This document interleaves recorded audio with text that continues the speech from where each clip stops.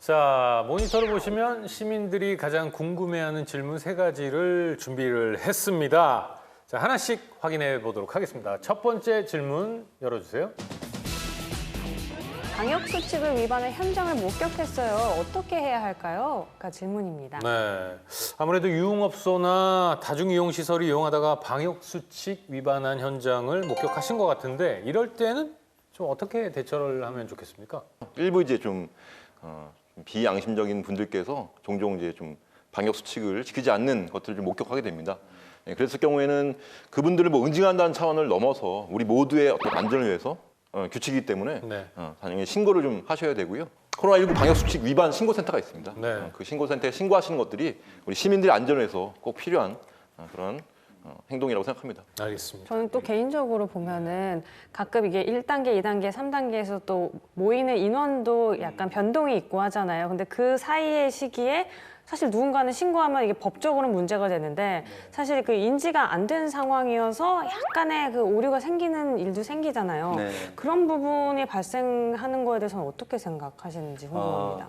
원칙이라는 게 있어서 그 원칙을 무시하게 되면 그 방역 수칙이라는 기본적인 절차가 또 무력화되게 되거든요. 네. 그래서 시민들에게 그 계도 기간을 적극적으로 알리고 또 정부에서나 또 지자체, 특별히 서울시에서는 시민들이 그런 혼란을 겪지 않도록 하게 되는데 참 현장에서는 애로점이 많은 것 같아요. 저도 맞아요. 제가 지난번 우리 김태현 진행자께서 머리 염색하라고 했던 곳에서 마음을 좀 담아두셨네요. 우리 저 미자금 원장님께 다시 한번 상담을 받으러 들어갔는데 네.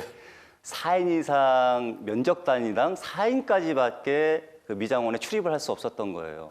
제가 들어가서 첫 발을 딱 내딛는 순간 원장님이 의원님 아니되옵니다. 들어올 수 없습니다. 네. 규칙 위반입니다 하고 저를 냉정하게 바깥으로 내미시더라고요. 그래서 현장에서도 원장님들 또 소상공인들 또 지역에 있는 분들도 방역을 내 스스로 지키고 또 시민의 안전, 나의 안전을 지켜야겠다라는 그런 모습들을 보면서 굉장히 감동도 저도 많이 받았습니다. 네. 네, 모두가 지켜가는 코로나19입니다. 자, 그럼 다음 질문 볼게요. 코로나 상생 지원금을 받았는데 마트 갔더니 쓸 수가 없대요. 라는 질문입니다.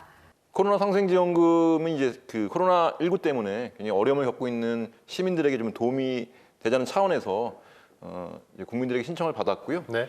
10월 29일까지 이제 신청을 하시게 됐고 지급된 상생지원금은 10월 말까지 쓰시는 걸로 돼 있습니다. 네. 근데 지금 뭐 받았는데 마트 갔더니 쓸 수가 없다는 거 보니까 사용처를 잘 몰랐던 것 같은데요. 네, 그러니까 사용처가 정해져 있거든요. 네. 그러니까 사용처가 이제 그 마트라고 하셨는데 동네 마트에서는 사용이 가능하거든요. 동네 마트라던가 프랜차이즈 가맹점, 뭐 식당, 네. 병원, 학원 등등에서 이제 많은 지역에서 좀 사용이 가능하고요. 다만 이제 사용이 제한되는 곳도 있는데요. 그러니까 가신 마트가 아마 대형 마트인가 봐요. 네. 대형 마트라던가 또 프랜차이즈 중에서 이제 직영점이라던가 네. 또 뭐 유흥업소라던가 뭐 이렇게 좀 사용처가 제한이 돼 있기 때문에요. 뭐 다양한 곳에서 사용할 수 있기 때문에 마트도 아마 이제 동네에 있는 그런 소형 마트를 가시면 사용할 수 있을 거라고 생각합니다. 사용하기 전에 한번 확인해 보시는 그렇죠. 것도 확인하시면 되고 실제로 이제 시민들에게도 도움이 되고 또 소상공인 분들에게 도움이 되는 거기 때문에 네. 꼭 사용하시기를 부탁드리겠습니다. 네. 그렇다면 그 기간 안에 사용하고 뭐 잊어서 못 쓰는 분들도 있을 테고 아니면 사용하다 남은 금액이 있으면 이건 어떻게 되나요? 네, 그 원칙이 이제 그 12월 31일까지 사용을 해야 된다고 말씀드렸잖아요. 그때까지 사용되지 않은 금액은 뭐 적립되거나 이월되는 게 아니라 소멸되기 때문에 반드시 본인을 위해서도 또 우리 소상공인 분들을 위해서도 꼭 사용하셔야 됩니다. 네. 철저하게 써야 되겠네요. 네.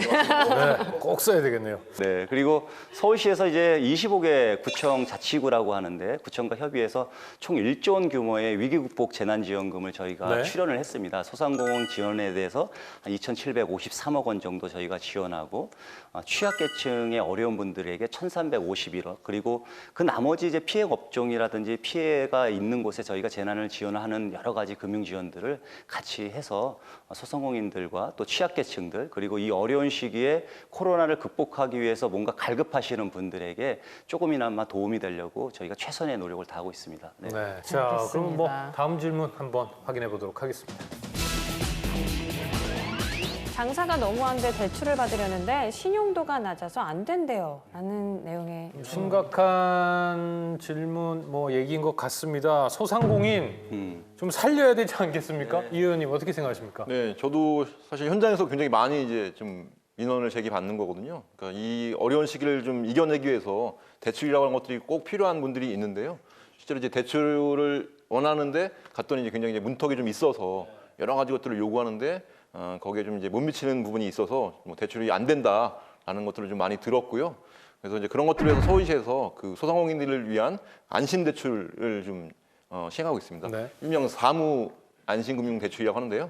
사무면 네 가지가 없다라는 이야기세요. 네, 그래서 대출 기존의 대출에 이제 필요했던 뭐 이자도 없는 거고요, 또 보증료도 없는 거고요, 또 담보도 없는 거고요, 또 각종 서류를 작성하는 것도 생각보다 되게 어렵다고 하시거든요. 그래서 종이 서류도 없는 굉장히 좀 대출의 좀 간편함, 좀 문턱을 낮추고 또 보다 많은 분들이 좀 혜택을 받을 수 있는 이 시기에 꼭 필요한 정책이라고 말씀드릴 수 있겠습니다. 네. 서류도 없다고요? 그러니까요.